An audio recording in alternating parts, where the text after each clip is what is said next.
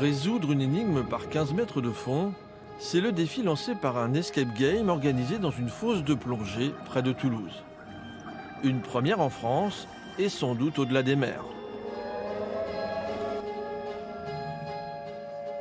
Vous allez voir peut-être des E50, des B21, des Z12. Vous notez tout ce que vous pouvez. L'équipe de 4 joueurs doit retrouver en moins de 2 heures une clé USB perdue au fond de l'eau pour empêcher des pirates de s'emparer de tortues marines. Voilà pour l'intrigue. La mission démarre dans un premier bassin de 4 mètres rempli d'indices indispensables pour rejoindre la fosse verticale. On a travaillé quand même pendant plus de 6 mois avec des instructeurs, aussi des pros de l'escape game pour le tester, pour voir si c'est assez cohérent dans les énigmes. Là, on est complet jusque cet été. Et l'engouement a été très rapide. Pour modifier les perceptions, la partie se déroule dans l'obscurité. Il faut déjà être plongeur pour participer au jeu.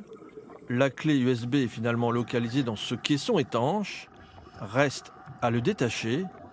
Suite des opérations en surface. Équipe, il vous reste 45 minutes pour envoyer les codes au capitaine. Après 1 heure de plongée, les joueurs entament la dernière phase du jeu. Ça, qu'est-ce qu'on a trouvé sous l'eau? Tout ça, c'est tous les codes que j'ai.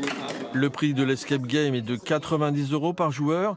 Sous l'eau, l'absence de parole ne facilite pas la communication entre les joueurs. On a vite compris que si on voulait être efficace, il fallait regrouper les informations et avoir chacun une tâche.